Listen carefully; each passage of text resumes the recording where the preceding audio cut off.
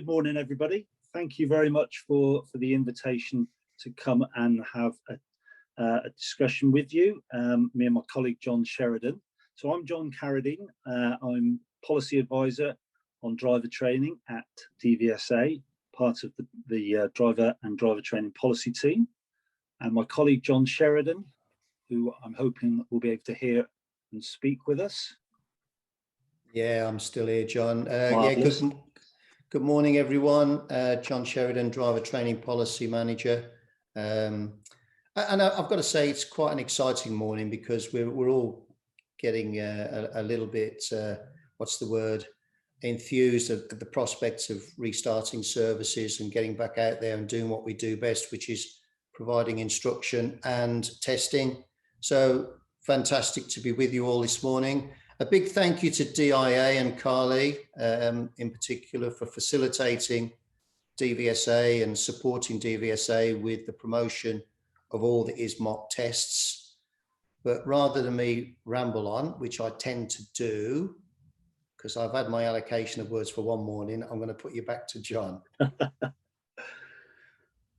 Thanks, Olivia. Next slide, please. No worries. So we understand that there's an awful lot going on for ADIs at the moment, and obviously the focus may well be on your resuming your lessons. But we have been talking about mock driving tests for quite some time now, and we think that it is a very important moment when we are getting people back to testing and back to training, that we emphasize the benefits of the mock driving test to everybody, and also the outcomes that we hope that you will get from today's session that will help you in your lessons and with your clients going forward. So we're very keen to promote mock tests. Research shows us that 81% of ADIs currently deliver some form of mock test to their pupils. We want to build on that and expand on that. And we also just want to make sure that everybody is fully aware of the sorts of things that go on with the DVSA practical driving test, and also just to underline some of the benefits that there are to carrying these out. So in pre-COVID times, we were very encouraging of ADIs to accompany us on driving tests wherever possible. We want you to witness the testing process and be able to give additional first-hand feedback to your pupils. Now, clearly that isn't going to be possible at the moment or for a little while, but we hope that sessions like this will be able to give you facts and figures about the practical driving test and how we conduct it. Of course, the driving test itself is just part of the process of people's journeys to achieve a lifetime of safe driving. As ADIs, you will teach people skills that will last way beyond the driving test, but a mock test itself can prepare pupils for one of the biggest days in their lives. I expect we can all remember the day we took our driving test and the impact it had on our lives. I took my own driving test in Truro, and I still remember it very vividly, the whole day. So today's presentation is intended as an overview of the testing process to build on your current knowledge and what happens on a practical driving test. And whilst we will talk about general assessment principles, we're not trying to deliver driver training. This is a very complex area. We are delivering, to our own driving examiners the tools to assess a driving test over a 4 or 5 week training course. So we're not going to try and achieve that in this hour, but we want to give you a little bit more of an insight. You as ADIs are experts at delivering driver training. That suits the goals and needs of your pupils, and you're giving them the skills and the knowledge for a lifetime of safe driving. So that includes passing the practical driving test along the way. As driving examiners, we assess the performance of the driver against a set of clearly defined criteria within a legal framework. So there are two distinctive roles there, but we complement each other, so we can give the public the confidence that someone gaining a driving licence has the necessary skills to drive safely. Next slide, please, Olivia. So let's think of the benefits of mock tests to your pupils, first of all. So giving pupils the chance to sit a mock test that replicates the DVSA practical test will build on the independent driver training skills that you are already delivering to them. Pupils will fully understand that on their test, the examiner will be given directions and instructions, maybe some small amounts of guidance, but generally just telling them where to go and what to do, but not the additional support that they may have been used to on the driving lessons. So this will benefit them and help them become more proficient in the higher levels of the Goals for Driver Education, or GDE matrix, that will then lead to improved road safety. So things like journey planning and dealing with distractions will be tested. The mock test will highlight the strengths and weaknesses of the pupil. Often some confidence or complacency can creep in as training progresses. And the mock test will allow pupils to reflect honestly on their own performance and how they felt driving without much assistance. The outcomes of the mock test can be used as a discussion point for future training and where development will be needed or where it will be focused. For pupils lacking confidence, but actually performing very well in their driving lessons, the mock test can be used to confirm that their driving is at a good standard and that they should be confident in their ability to pass the DVSA driving test and in their ability to drive safely. There is often some confusion at the on the DVSA test by what the examiner is actually asking them to do. And a good example, for instance, would be the angle start. So there are many occasions that I know personally, and I know talking to colleagues, that happens where we ask somebody to do an angle start and they're a bit confused about that. So maybe they haven't been trained in that, or they're not aware that that is part of the test. So they go alongside the donor vehicle and start to carry out the reverse park exercise. So those sorts of things can be ironed out in a mock test. So they understand the process, and that will help them to be better mentally prepared and take some of the stress away from what can be a very nervous situation for an awful lot of people. So a mock test will lead to pupils being better prepared and a greater chance of passing their test first time. That will save them money from additional test fees, less stress, less emotional energy, and also less wasted test slots, which will lead to lower waiting times as well. Next, please, Olivia. So now the benefits of mock tests to you as ADIs. So we were hoping that all competent driver trainers will be making a record of the performance of their pupils on the test. So clearly passes and fails, but where serious faults occur, dangerous faults occur, but even driving faults. And therefore you will have a record of your own performance as well. But the mock test can underline this even further and will allow ADIs to reflect on their own performance and whether there are any trends or weaknesses that are appearing. It will give them the opportunity to revisit the National Standard Driver Rider Training, seek development from an audit trainer, as well as other opportunities for other forms of CPD, such as today's seminar. When discussing the need for further training with the pupil and with the people who may be financing the training, which is often the parents, the mock test report can be used as evidence, as an audit trail, if you like, that this is where the weaknesses are, this is where the training needs to be developed further, this is where there may be quite a large need for more training, and you can have that discussion using the mock test report as a baseline. You may have already discussed with your pupils and the parents or their partners the concerns that you have with some of the aspects of the training and how they are performing, and the mock test can underline this and gain their buy-in. A mock test should be a service that perhaps is being offered as part of the training program. It can be discussed right at the beginning of a training program, that will be part of the service that you are delivering. And that therefore becomes part of the structure of the training course. The benefits of the mock test, the pupil's performance on the DVSA test will also be beneficial to your business. High first-time pass rate, for instance, will mean lots of very happy customers. Word gets around very quickly, good news. Happy customers will spread the news about your training, and there will be considerable reputational benefits to you and your business. But of course, again, positive effects on waiting times is very important, particularly at this moment when waiting times are high. So the more people that will pass first time will have a good impact, positive impact on waiting times. John, I don't know if you want to say anything at this point.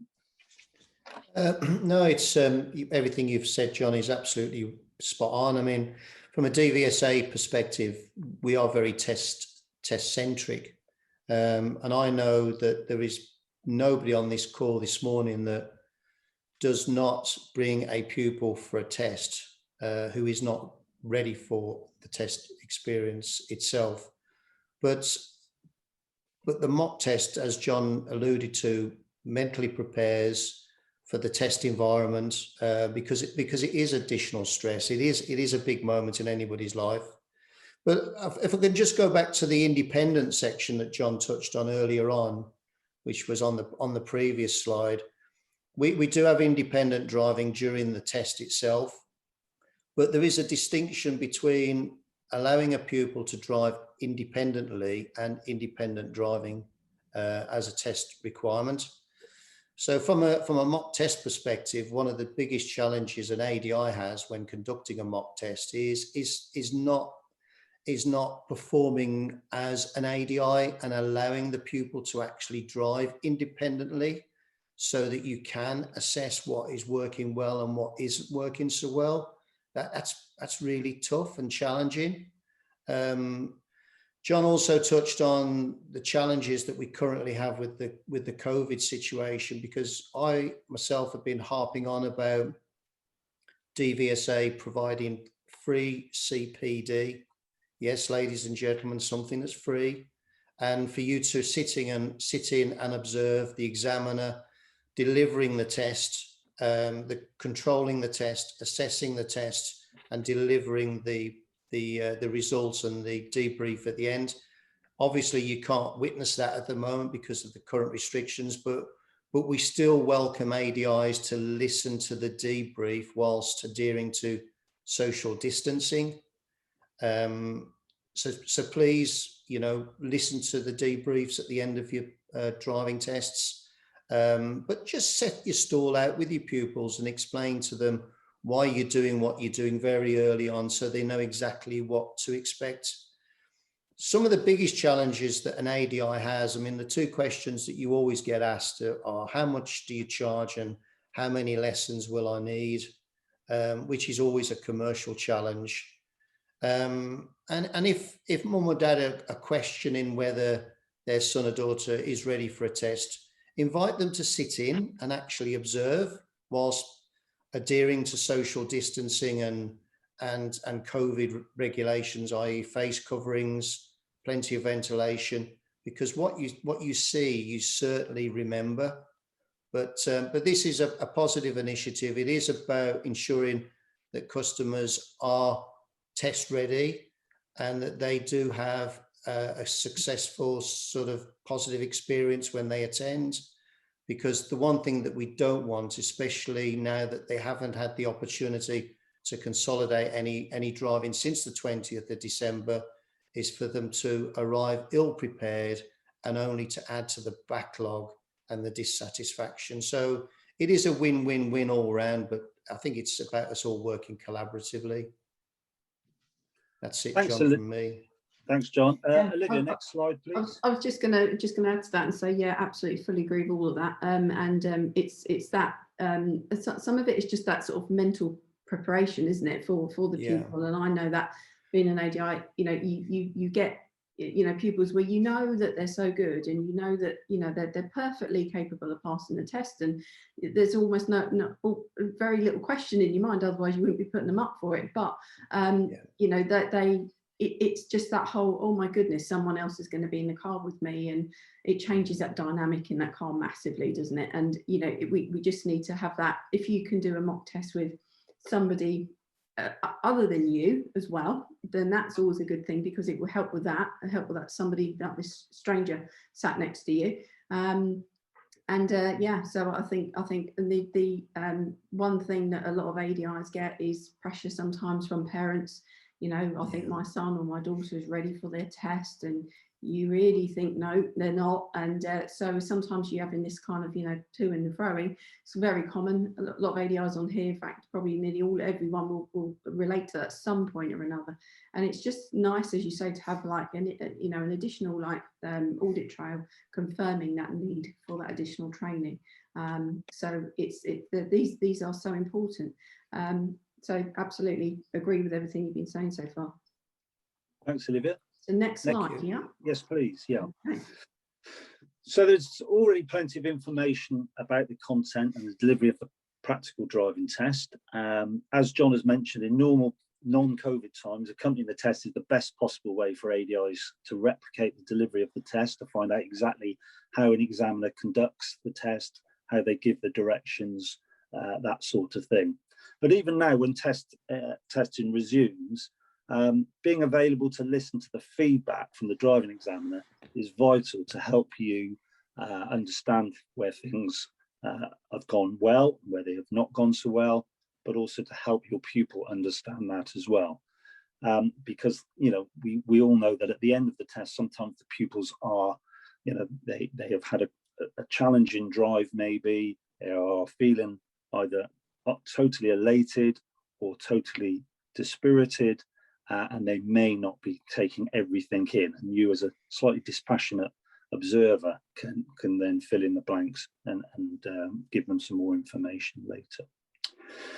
So there's also the national standards that I mentioned. So we've got national standards on driver rider training, we've got the national standards on driving cars and light vans.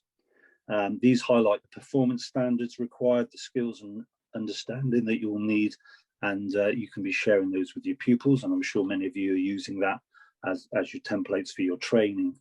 There's also the syllabus that gives a framework for the competence required to be a safe and responsible driver, the car and light vans driving syllabus. The DVSA standard operating procedure called the DT1 is available on Gov UK. So that's the guidance that DVSA driver examiners follow when they deliver the practical driving test, and everything is in there. There's lots of other information available, obviously DVSA publications, driving essential skills, learning to drive, etc. The SOP, the standard operating procedure relating to the current COVID-19 precautions, is available on the NASP website. So if you're not too sure about that, or you just need refreshing, then I would ask you to go and look at that. So today we're looking at general principles of mock testing and driver testing, though there will be slight variances during the COVID pandemic. And lastly, you know, it's always good to get some refresher training from an audit registered trainer. They may well be able to give you some further assistance in how to deliver a realistic mock driving test, and may also help you out in delivering tests for pupils. And you can interact with other colleagues to do that, as Olivia has said, because that just gives it a little bit more realism. Okay, thank you. I was going to say for the NASP website, so those of you who are not sure what that is, that's the National Association Strategic Partnership. That's the three associations, which is DIA, ADI-NJC and MSAGB. You can just Google National Associations Strategic Partnership, and so you can find that website there, and that's where you'll be able to find those standard operating procedures, and any updates to the NASP will update it accordingly. So just keep one eye on that as a good source of additional information for you. That's a really good bit of advice, Olivia. Thank you, because during the current situation, if a serious fault occurs early on in a driving test, so for example, if a pupil at the beginning of a driving test is asked to do the reverse park maneuver, which results in a serious fault, they don't actually get out on the road. So they're not getting a full appraisal of their ability to drive safely and responsibly. Whereas the mock test scenario gives them that experience of being able to deal with that pressure very early on in a controlled environment, without the risk of their, what's it, £67 now for a driving test being lost, the cost of the test lesson, the cost of hiring the car. So it really, you know, as John touched on earlier, there are not only financial benefits, but it's also enabling the pupil to develop coping strategies should anything occur in the early stages of the test. Because what we do want is for the test to be completed, ideally, so that they get a full appraisal of what went well and what didn't go so well. So yeah, thank you for mentioning the standard operating procedure. Important. Sorry, John, back to you, sir. Thanks, Olivia. Next slide, please. So there are a number of legal requirements or test requirements that are needed to be carried out on the test. And I'm sure most of you are aware of these, so we'll go through them fairly briefly. Just to say at the beginning of the test, this is something that you will need to discuss with your pupils, and I'm sure many of you do, but we do have a lot of people turning up at the beginning of the driving test, even before we get into the car, that have quite a bit of confusion about what's going to happen. So previously it was in the waiting room, or in COVID it might well be just outside the waiting room or out in the car park. But you know, have your pupils primed that they are going to be asked to sign a declaration about the insurance of the car, about the residency application, and also to make sure that their driving license is readily available. You know, there are a number of people that are scrabbling around looking for driving licenses, and that just builds up their anxiety and makes it difficult for them at the beginning. So whether you do that in a mock test is entirely up to you. I would suggest if you're using a colleague, then that might be a good thing to do, because then that replicates that entirely. It might not be so realistic if you are delivering the mock test to your own pupil, but you know, have that discussion that those are the things that are going to be asked at the beginning, having their email address checked as well, so to make sure that the summary test report is sent to the correct place. All those things, so they feel comfortable when the examiner asks those things at the beginning of the test. We then sort of start the test proper, if you like. Now I'm sure many of you will be testing the eyesight fairly regularly when you're delivering driver training. Certainly at the beginning, when you pick your pupils up for the first time, that's obviously a key thing to make sure that their eyesight matches the legal requirements. So it's a fairly basic eyesight test on the driving test. We're asking them to read a new style number plate. That's one from September 2001 at a distance of around 20 meters. We tend to ask just a bit longer than that, so that gives us opportunities if they're not able to read it correctly first time. Our driving tests are a minimum of 30 minutes on the road when we're talking at a normal situation, and when we're looking at someone who's driving satisfactorily. As John's alluded to, under COVID precautions, the test will be curtailed once a fail has sort of been registered. We're going to ask safety questions, so we do one at the beginning of the test in the car park and one whilst on the move. And a list of those questions are again in an annex of the D21 on gov.uk if you're not sure about those.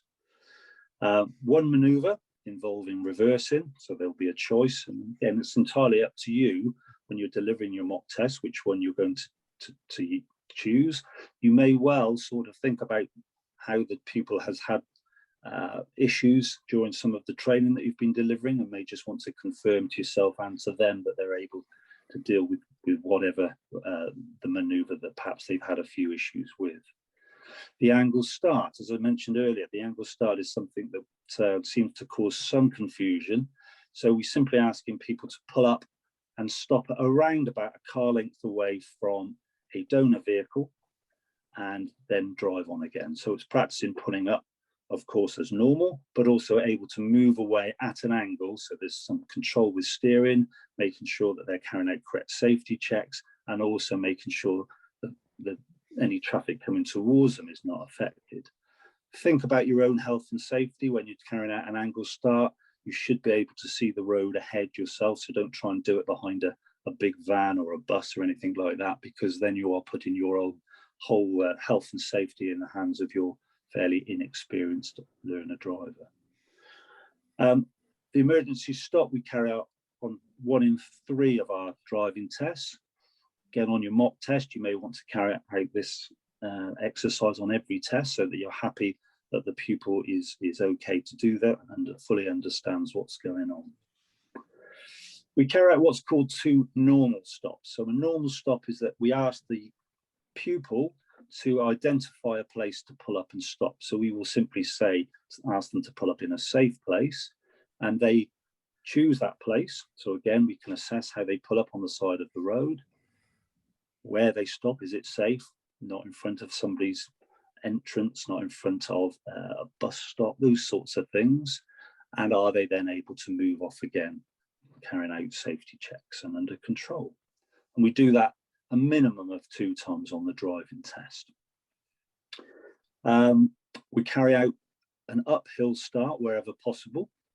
Clearly, there are some towns, there are some locations where uphill starts are more challenging than others, but any sort of gradient uphill will give the opportunity to test the skills of moving away.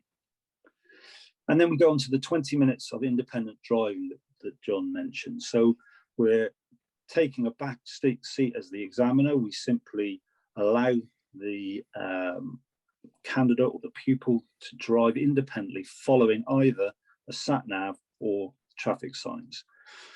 Now, again, it's up to you when you're delivering your mock tests how you want to do this. You may just want to use the sat-nav or just use the traffic signs as we do on our test, or you may think about maybe mix and matching it a little bit if you want to just make sure that your pupil is comfortable with both forms of independent driving. We do about a 20-minute section on the DVSA test. So is it 1 in 4, 1 in 5 tests where you don't use a sat nav? That's correct. It is, yes. So 1 in 5 tests use traffic signs, and so we try to limit the number of traffic signs. We don't want to be changing traffic signs too often. So again, we're looking to have places where we can follow routes with maybe 3 or 4 traffic signs for each location, something like that, and then we will change it and then follow another set of directions. But you wouldn't want to be thinking about changing traffic signs every junction, because that can be quite confusing and takes away some of the realism of the purpose of it. Yeah. I remember a couple of ADIs have asked me over the years when they've observed that this is obviously pre-COVID, at the back of the car, when you get the examiners got the paper DL25, where a few of the examiners used to write HANN on the top sort of left of their marking sheet, and obviously that stands for hill start, angled 2 normal starts as a minimum, as you were saying. So it's obviously just their way of making sure that they cover that off. Yeah, absolutely. There were all sorts of hieroglyphics used in the past. Obviously, now we've gone digital, we haven't got to worry about that because we actually tick them off, and I will explain that a little bit more later on about the digital delivery. But yes, it can be useful to have an aide memoir on the side of your test report, so that you have ticked off everything that you should be doing on the test. Yeah. Okay. Next slide, please. So think about the routes. So we deliver driving tests over specific routes. We don't just go out for a bit of a drive. So the routes are designed to test various aspects of the driving. We have quality control on the routes, so that the routes are all deemed to be at the same sorts of levels, so that the same numbers of hazards, numbers of right turns, left turns, crossroads, roundabouts, that sort of thing is fairly well spread out and evenly spread out as much as possible. So think about this when you're going to deliver a mock test. Have a route in mind. You want to be thinking about what hazards are on there. You want to be thinking about the length of the route, and you also want to be thinking about the places that you're going to be carrying out your various exercises. So try to have a variety of roads and traffic conditions. I will say try to replicate the sorts of things we do on a driving test, but please do not be tempted to start or end your mock test at the driving test centre, or concentrate on roads around the driving test centre, because this could actually hamper people that are taking their practical driving tests. The killed and seriously injured statistics are still far too high on faster roads and rural roads. So you will be aware that we changed the driving test in 2017 to try and incorporate more of these types of roads. So again, when you're planning your mock test routes, try to incorporate high-speed roads, dual carriageways, rural roads, country lanes, that sort of thing, as much as possible, so that you're really testing your pupils on where the KSIs tell us there are problems, and therefore you can address that in any further training. Next slide, please, Olivia. So again, when we're linking to routes, think about the sorts of things that go wrong on driving tests. So you want to sort of tailor the routes to some of these areas where people continually have problems on a driving test. So there's the top 5 reasons here for driving test failure. So they should be considered when carrying out mock tests. Make sure that these are robustly tested. So for example, when you're carrying out stops and therefore moving off again, try to make sure that these stops are on roads where there is a degree of traffic. So not just in a quiet side road or in a housing estate, because pulling away, as you can see number 4 there, moving off safety. So either without carrying out proper safety checks, or maybe carrying out those checks, but making a misjudgment when there are other vehicles around. Try to incorporate dual carriageways that require maybe some lane changes, busy roundabouts that require a right turn and maybe some significant directional change on those. They would be very beneficial. Crossroads, right turns with challenging positional issues and busy oncoming traffic. They can also confirm your pupil's ability to deal with these independently. So think about these faults. These are the common faults, the top 5.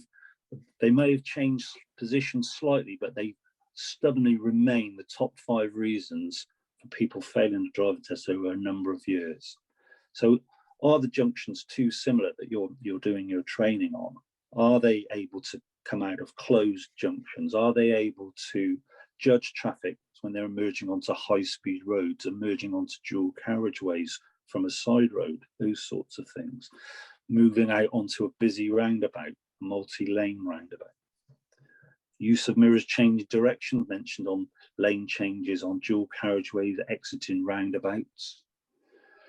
Steering control, again, when we come to some of the higher speed roads, and certainly on some of the roads, country lane roads with bends, control of the steering is very often an issue. Mentioned move off safety and busy traffic. And positioning for turning right, particularly at crossroads, seems to be an issue. So those are the areas that you want to bear in mind. I mean, there are other areas. Top 10 is available on Gov.uk that, excuse me, other things like move off control, response to traffic lights, position normal driving, reverse park control, or response to traffic signs. They all feature in the top 10. So you have a drink, John. Yeah. I'm just gonna touch on the number 1 reason for failure, just to clear up any misunderstanding.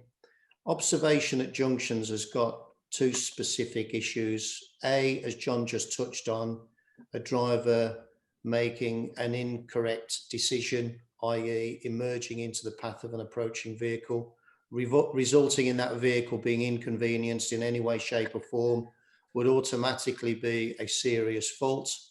If that approaching vehicle was closer and the examiner, or the ADI for that matter, had to take physical action or verbal action by shouting stop, that would result in a dangerous fault being marked instant fail. But also what often gets missed or neglected is ineffective observation at junctions, i.e. not looking effectively, particularly at closed junctions where the zones of visibility are restricted. So for example, you're approaching a closed T-junction with the intention of turning left. The pupil's applied the MS-PSL routine on the approach, but is only looking to the right, does not take any observations at all to the left, emerges left, but there's a parked vehicle on the opposite side of the road with an approaching vehicle passing it, and it all gets, you know, incredibly risky, full stop. So ineffective observation is also a main reason for failure, as well as making an incorrect decision at junctions.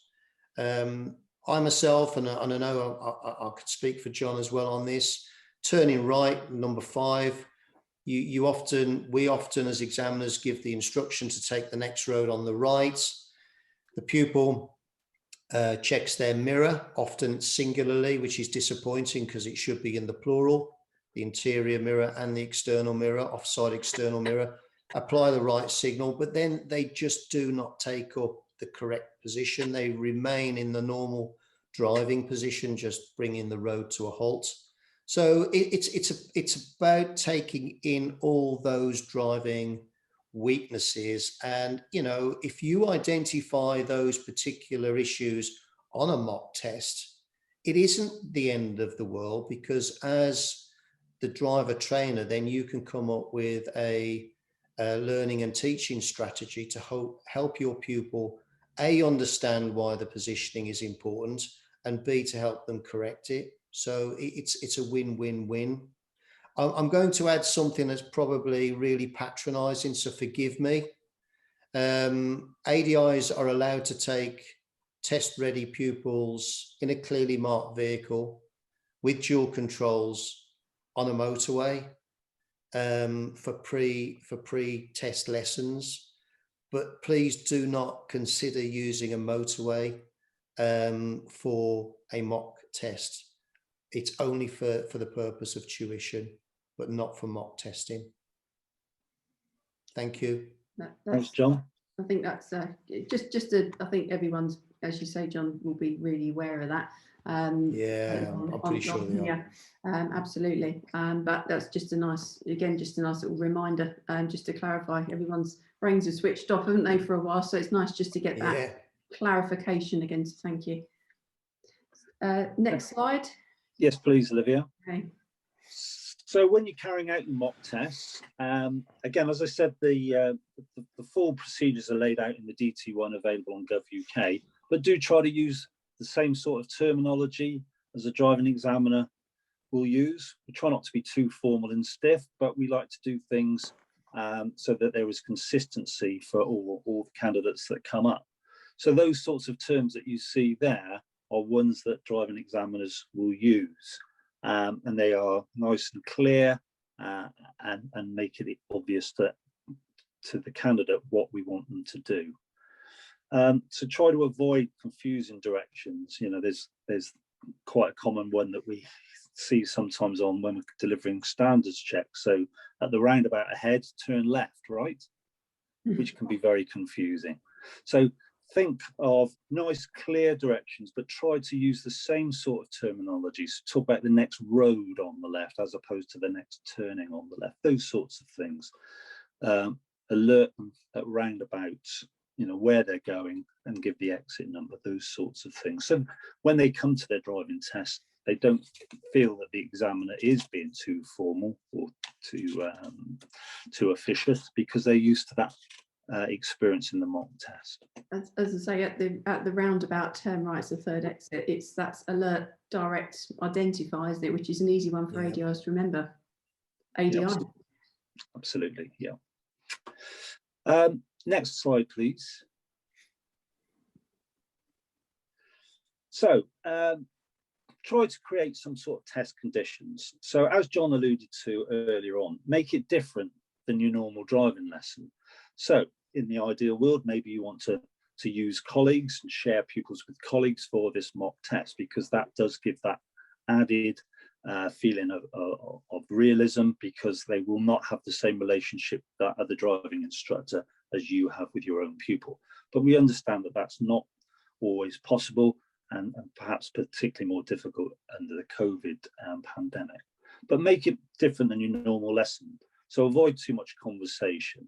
I'm not saying you need to sit there for 30 minutes in silence, because our driving examiners do not do that. We like to settle people down. We like to have some very light conversation in comfort zones where there's not too much going on, where there's no danger of distraction, but avoid your normal level of conversation. Something that might be very challenging is to allow faults to develop. Clearly, you need to keep you, your pupil, and other road users safe. But on a normal driving lesson, you're probably anticipating where a fault is about to happen. You're probably going to give some instruction, have a conversation, or a bit of question and answer with your pupil, and you'll probably mitigate the risk, lower that risk straight away. Now, whilst you need to keep everybody safe, you may want to allow that fault to develop slightly, and we'll talk about the movement of a fault shortly. But that then gives a true picture of how that risk may become higher if you don't take any action at that point. So don't be tempted to give instructions. So they may well have committed a fault, and you may be itching to talk about the fault that's just happened. But again, if you start to give some instruction, to give some feedback, then that becomes part of a more normal lesson, as opposed to this mock test. Clearly, you need to be able to remember what went wrong, and then at the end of the mock test, give the feedback, and then think about how you're going to give some development on that fault. Be honest and factual. It's very easy perhaps to get sucked in because you've got this relationship with your pupil, you've been delivering the training, and you don't want to be harsh on them, or you don't want to be knocking their confidence. Well, clearly the way that you deliver the feedback is important in that, but you must be honest. If they have made some serious errors, they've made a number of driving faults, then you need to be able to give that message to them. Give feedback on all areas of risk and need for development. Even if they've driven really well, there may be some areas that can be improved, but also remember to give them praise. If they have driven well, then give them praise. Driving examiners will often give praise at the end of the driving test for a very nice drive. So try to just replicate the sort of condition that they are likely to feel, that atmosphere in that vehicle on the driving test. Of course, it won't be the same. They probably won't have that same level of nervousness. You know, it's a big deal when they are sitting their practical driving test for real and could get the license at the end of it. But try to replicate the same sort of conditions in the car for that. I think some of the biggest challenges, certainly for an ADI, is to keep quiet, isn't it? I mean, as you say, you haven't got to keep quiet. It's not got to be sort of stony silence in the car, because that can put everyone on edge. As you say, keep the conversation light.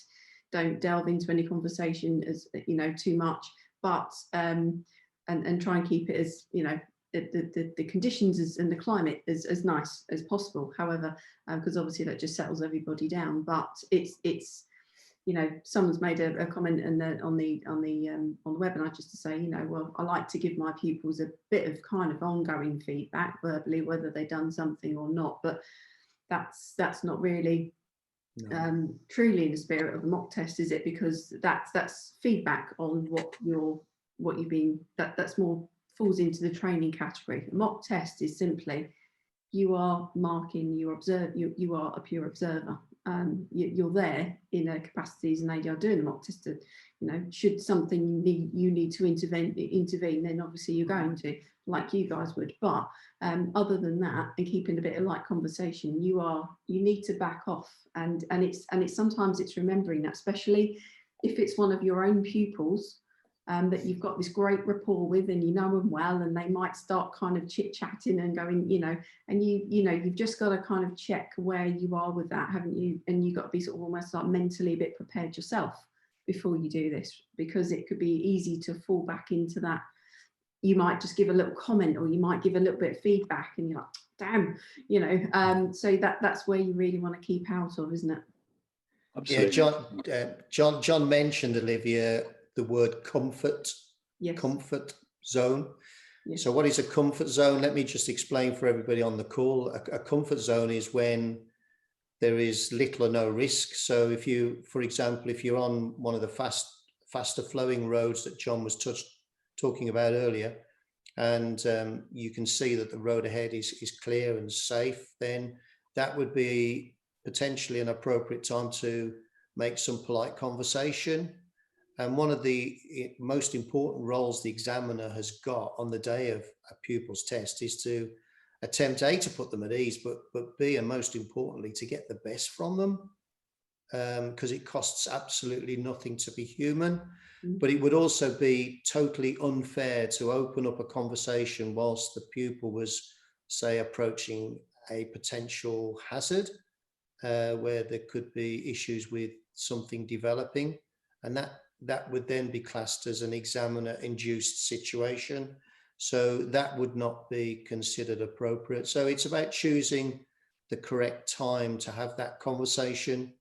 Again, with the test conditions, I can also just add, be tempted, please, everybody, to consider using an area that the pupil's not familiar with.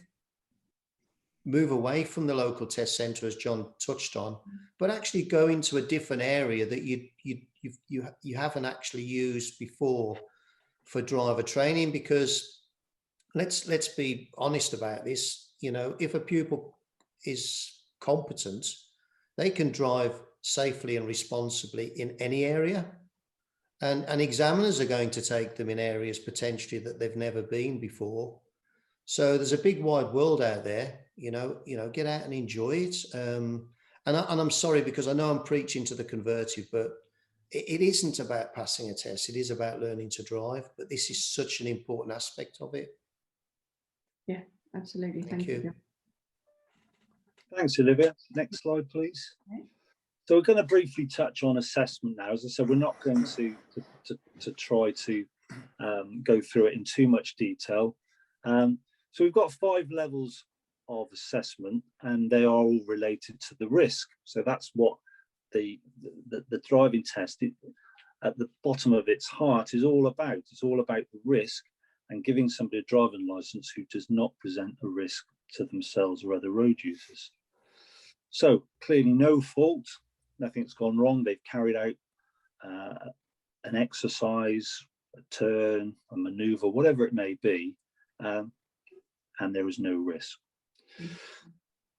Next level up is we've got a fault which has committed, but the risk is insignificant.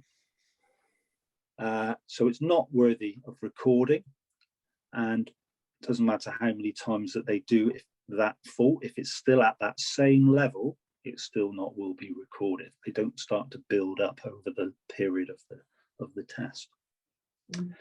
Then we come to something that has sufficient risk, and we will record that, and we will record that as a driving fault.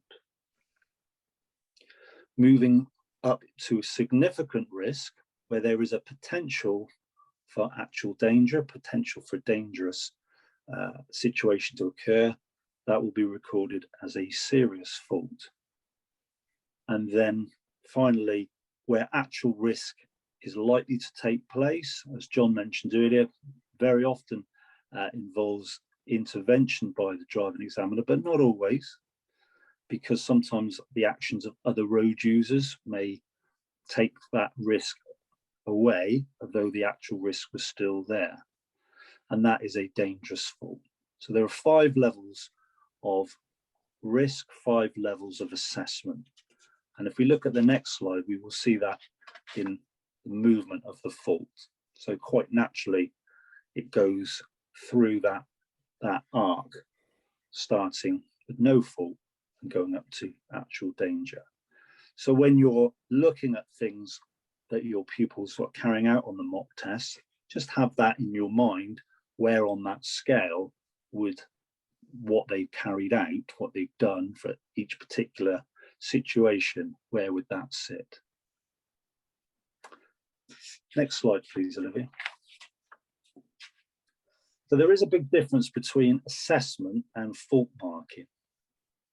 So use your own level of driving. So you've all demonstrated that on the ADI Part 2 test. And you can use that as a benchmark of what should be occurring at any given situation.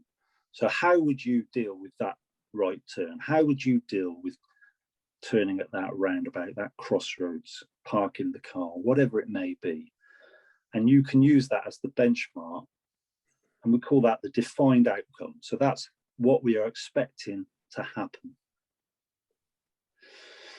However, deviation from this defined outcome should also be linked to the level of risk at the time. So whilst there may be some procedural control faults that are so far from the defined outcome that the potential risk is high, regardless of what's carrying out, it is the actual circumstances of what's going on that we take into account. And that gives us the amount of risk at that moment, and that's what we consider. So assessment entails taking all the circumstances into account to assess the correct rate of fault. Sorts of things, speed the car is traveling at, width of road, vision, etc. And there's a list of things there that will be going through an examiner's mind. So very often we hear when ADIs were able to sit in the car that they've been out on 2 tests, their pupils have carried out exactly the same fault. One has been assessed, marked as a driving fault, another has been assessed and marked as a serious fault. And there seems to be some confusion, perhaps concern that one of the examiners has not recorded it correctly. But it could well be that the assessment of that fault, although the same fault was carried out by the pupil, the circumstances around that fault were different, and therefore we got to a different level of risk. Some examples could be, you could be moving away. Say you're on a junction, a T-junction on top of a hill, and the pupil doesn't move away under control and the car rolls back. Well, if there's nobody else around, the rolling back perhaps doesn't create such a high risk so quickly. They'd have to roll back a significant way before the risk was raised.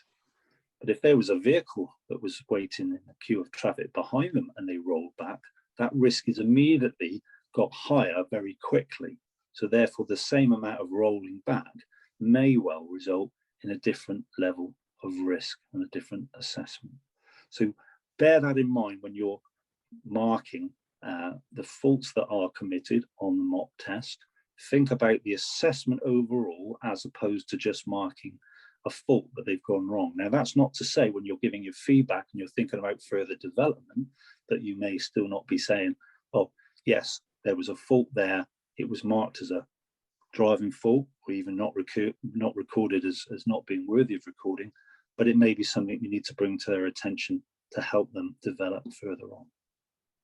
I think that's a really important point that you raised there, John. Thank you, because that's I think everyone's sort of thinking now, yeah, I've had that and I've wondered that, and I think that's really useful for you to clarify, and where that fault curve that we saw on the previous slide, where you could go, as you say, similar circumstances, but where the fault could be a lot more, a lot higher, a lot quicker. It all depends on as you said, who's around you at the time and that level of risk. So I think that was really useful. Thank you. Good. I don't want to labour the point, but the next sort of 3 or 4 slides just sort of highlight that. So we'll go through these quite briefly, if you could. So here's an example of a car turning right from the side road, from minor road out onto the major road. So there, that's what we're expecting to see using the MSPSL routine. That is the defined outcome.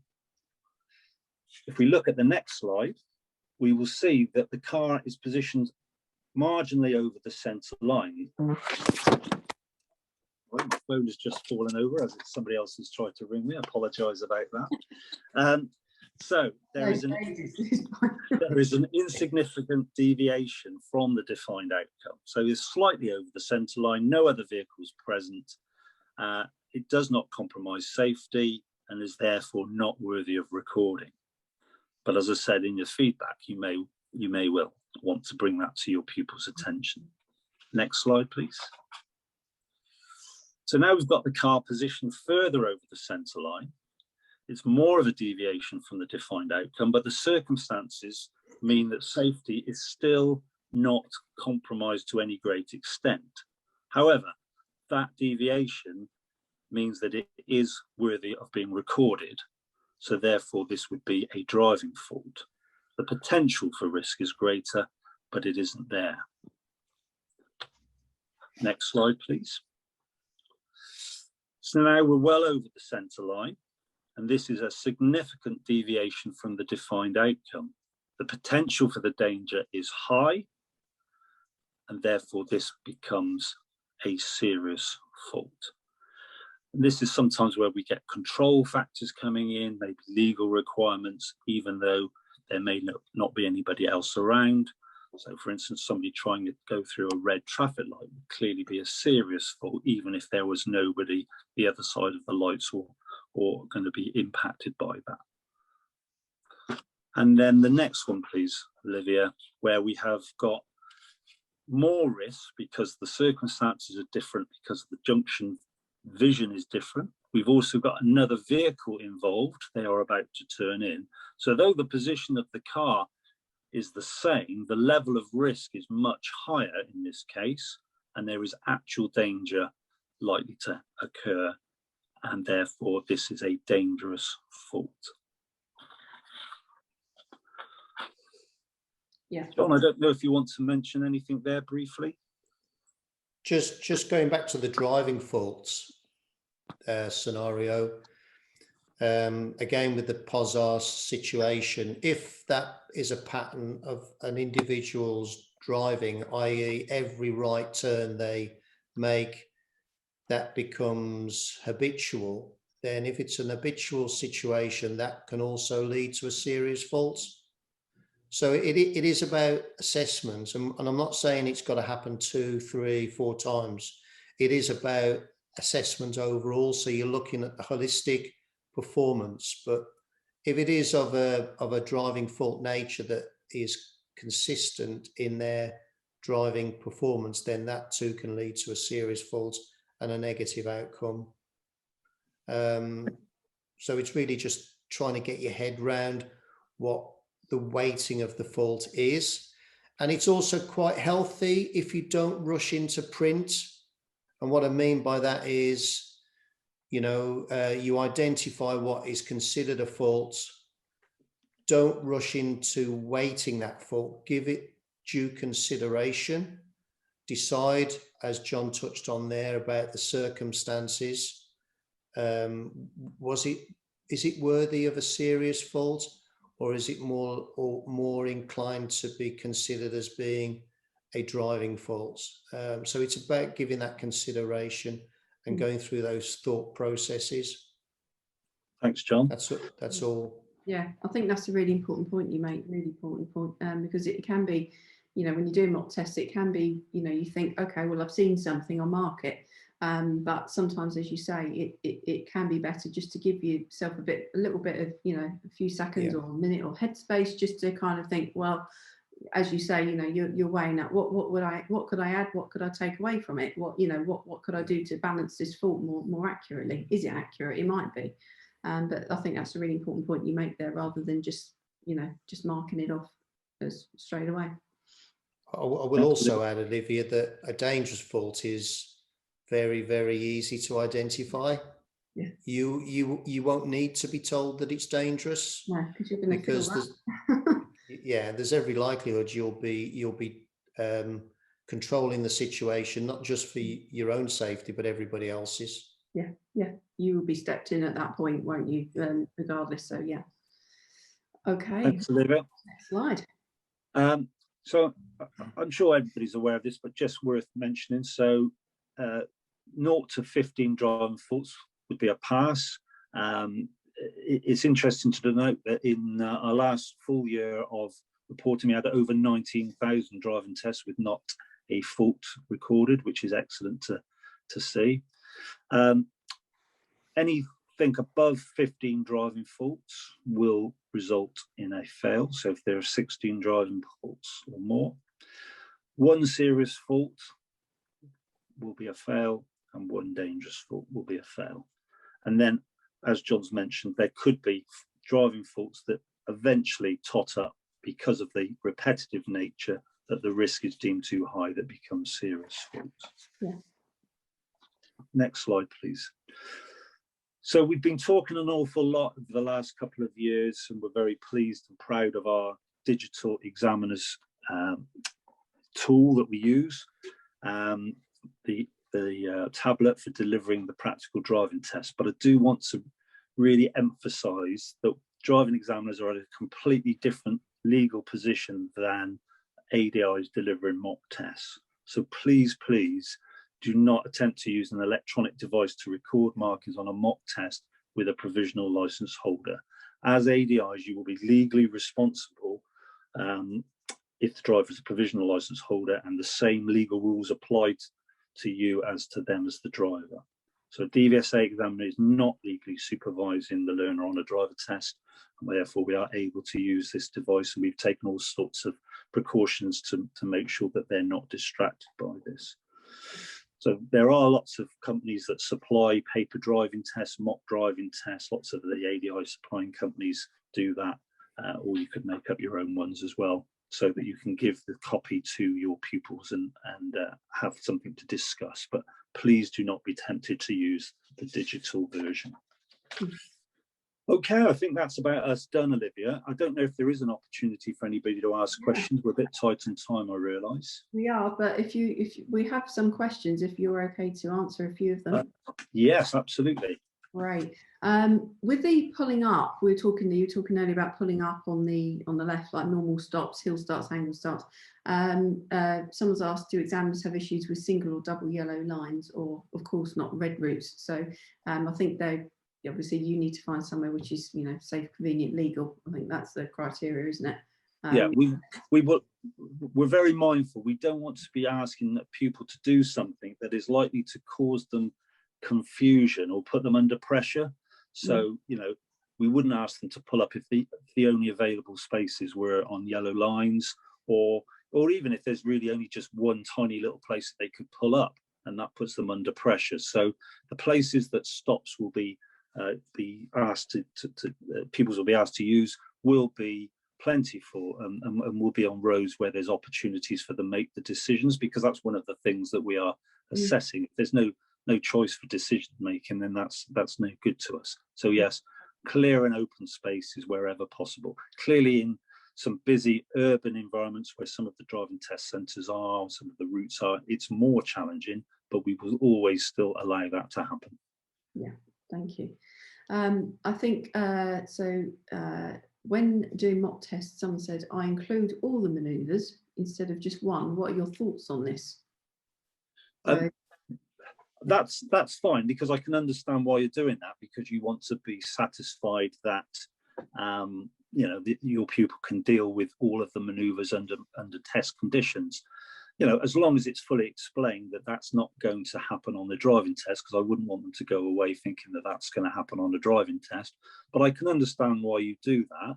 I personally think it'd be probably better to just have the one manoeuvre, but then at an appropriate point in the training, carry out those exercises without any assistance, without any guidance at all. But you know, I can understand why that would happen. Yeah, absolutely. Just on that, Olivia, if I was the ADI, I'd be inclined to pick the manoeuvre that you knew the pupil had the least confidence in delivering. Yeah. Just to boost their confidence overall. But if it goes pear-shaped, then you're in a position to provide that support and that development. So yeah, as John said, you know, it's really about tailoring it to meet the needs of the individual. And similarly, you know, we touched on the minimum 30 minutes on road time. It doesn't necessarily have to be rigidly to 30 minutes. You can extend it if you so wish, because this is about gathering evidence of competence. So it's entirely up to you how you progress it. Yeah, absolutely. Someone's asked, is there a PDF of the DT1 available? Yes, there is. If you can, there is, yeah. There is, yeah. DVSA DT1, or just Google it. It'll take you to gov.uk, and then you should find the link on there. So that's there for you. Difficult question to answer. I know. What's the best guess when you think when testing will get back to normal with regards to allowed to accompany our pupils? And when a serious error does not mean straight back to the test centre, that is a very difficult question. I don't think there's for that one at the moment, unfortunately. No, unfortunately, we couldn't speculate on that. We just don't know, Olivia.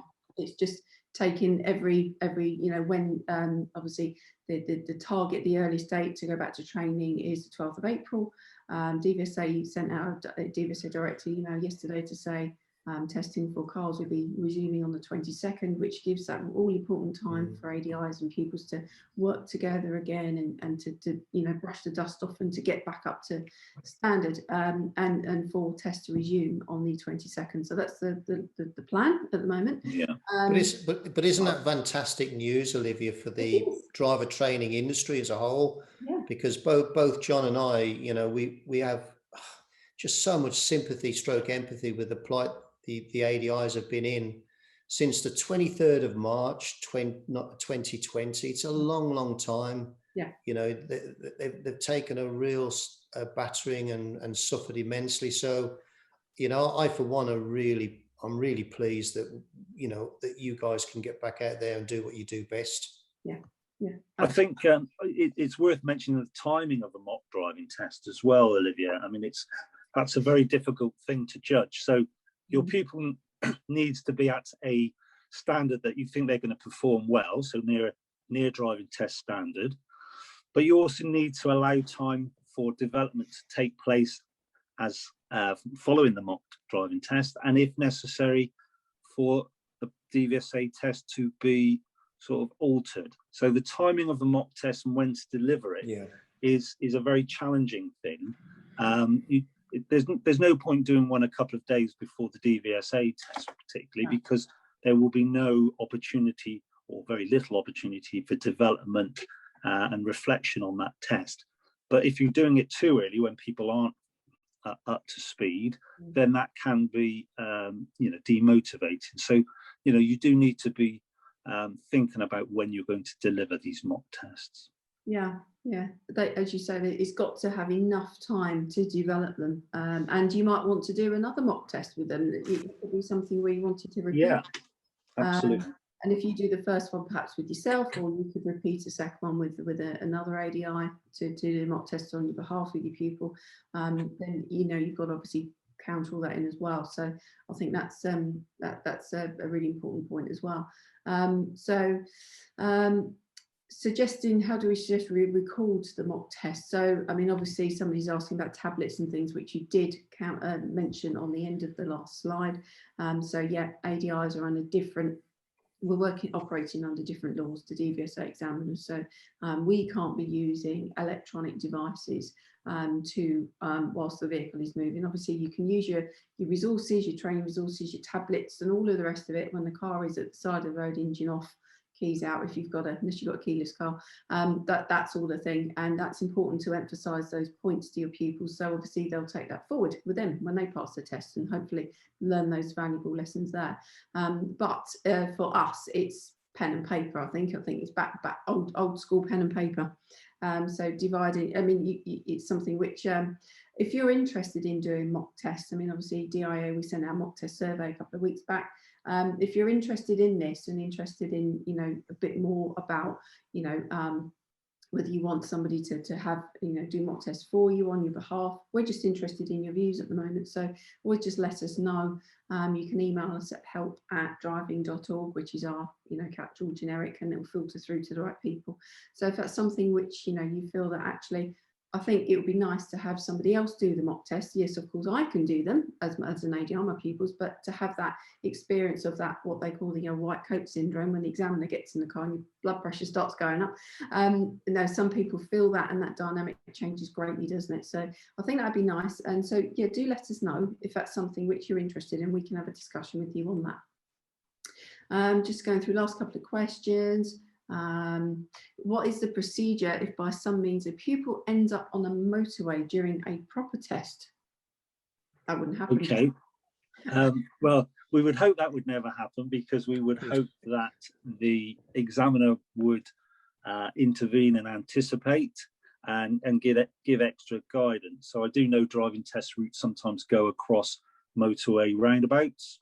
I know where I used to work and be a manager in Chippenham, there was one that used to go across the M4, and there was always a nervousness as we were going past the exit for the motorway. So examiners will give extra guidance and will prevent that. If, however, the pupil, the candidate, does go down onto the slip road, then the examiner will generally terminate the test on that slip road in a safe place wherever possible, and make sure that everybody is safe. We will not continue.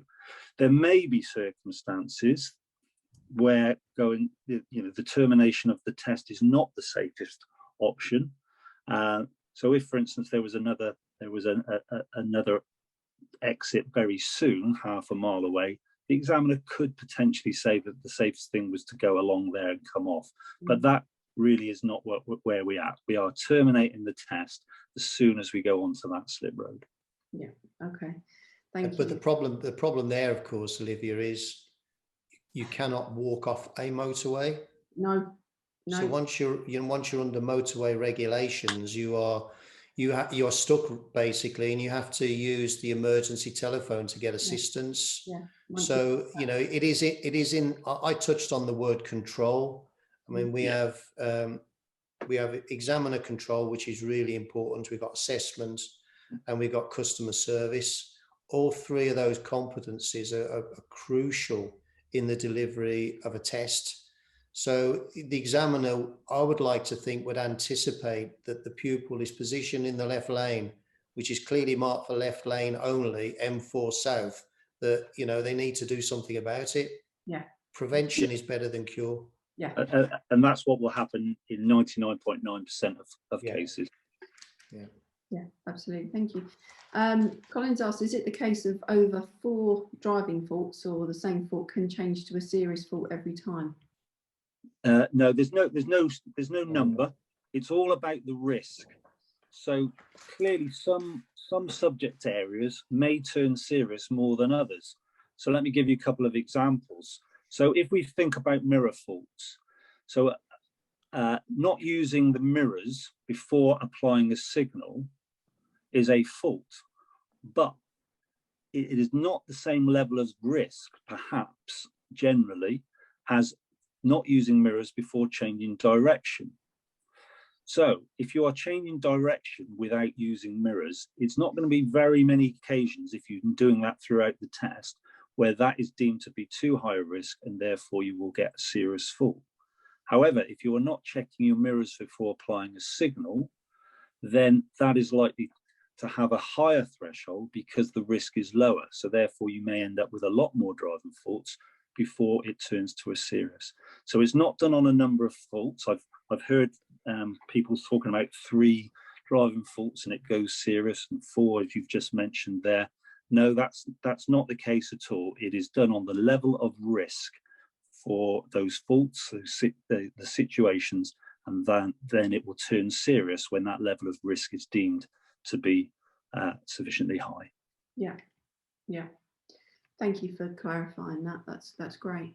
I think probably one final question.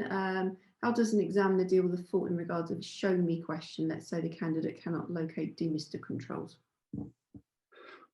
Well, we will always try to help candidates out. We understand people are nervous. So if it's the show me question when it's on the move, what we will try to do is to pull the candidate up on the side of the road. We will give them an opportunity to take a moment, draw breath, have a think about where that control is, and then we will ask them to drive off again, and then ask them to carry out that instruction. So we're not about is sort of interrogating them or making them look whilst we're on the move for where that control is. So we will give them the opportunity, we will pull them up, we will allow them to perhaps just have a look, have a think, remember what their instructors told them, and then we will give them another opportunity. If they don't do it on that second opportunity, the likelihood is that driving fault would be recorded. Yeah, okay, that's lovely, thank you. Just one quick comment, someone saying about, you know, how do the team feel about the fact that it's the pupils test, and then it's in our interest to accompany them, is somewhat odds with client-centered training. Well, with that, I think it's a conversation just to have with your pupils individually, isn't it? And obviously, hopefully you've learned, you know anyway, but this has clarified some of the benefits of doing a mock test with pupils, and what benefits it can serve to both them and you. And it's just having that conversation with them to say, hey, you know, look, you know, your test is, you know, so far away. You're coming up to being around test ready, and now, or you are test ready. You've got testing however long it is. As we say, as John said, you know, we have to be careful about when the timing of that mock test takes place. So you're going to have to make some decisions on that. Obviously, come back to us if you want to discuss it in a bit more depth at the time. If you've got specific questions, we can help you with that. I think it's just having that conversation. I mean, the mock tests are not, you know, you don't have to do them, but why wouldn't you do them? They're so important, and there's so much good to be had out of it for both ADI and pupil. Yeah, I would absolutely agree that the pupil needs to buy into this, and they shouldn't be forced to do anything that they don't want to do. But discussion should take place, and I would say it needs to take place very early on in the training, maybe even lesson one, that there will be a mock test because of the benefits, and the benefits are then sold to the pupil either then or throughout that training course, and also that the ADI will be accompanying them on their practical driving test, because that is what they do, and they are able to give them extra feedback and extra development if need be. So if those two things are discussed very early on and not sort of thrown at somebody late on or just before those events are going to occur, then I think the buy-in will be much greater. But I do agree that it is the pupil's choice. They should never be forced to do anything they don't want to do. But I think if the ADI sells the benefits to them on both mock tests and accompanying them on the practical driving test, then they will readily agree to that. And post-test training, of course, as well. Absolutely. Yeah. Exactly. It's carrying on that, and it's, as you say, it's selling that the benefits to them for all manner of reasons and all manner of aspects of their driving career. It's not about passing the test, is it? It's no. Part of the journey about being a safe driver for life. I think at this current time, though, Olivia, that the big selling point has got to be the fact that the ADI genuinely cares about their pupil, and that they want their pupil to be successful first time round. Because, you know, if unfortunately they have a negative outcome, they potentially could have a 5-month wait for another appointment. Yeah. And if that isn't an incentive to buy into, have confirmation of competence before the actual test, I don't know what is. No. As you say, the ADIs are, you know, that they are all about, they are all about helping their pupils and you know, and being very professional about it as well. So they that would be something which, you know, I imagine everyone on this call today will be doing anyway, but hopefully that's maybe helped to clarify a few points. So it's been really useful, so thank you both so much for your time today, and going through a lot of information, an awful lot of content.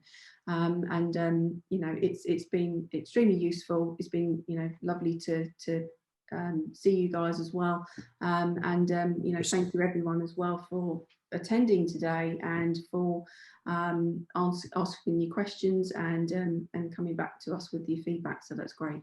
Thank you very much, Olivia. It's been an absolute pleasure. I hope it's been some help to people. So thank you very much for the invitation. Thoroughly enjoyed it. Thank you so much. And thank you. And have a good rest of your week, everybody. Yes, thank you. Goodbye. Thank you. Bye-bye.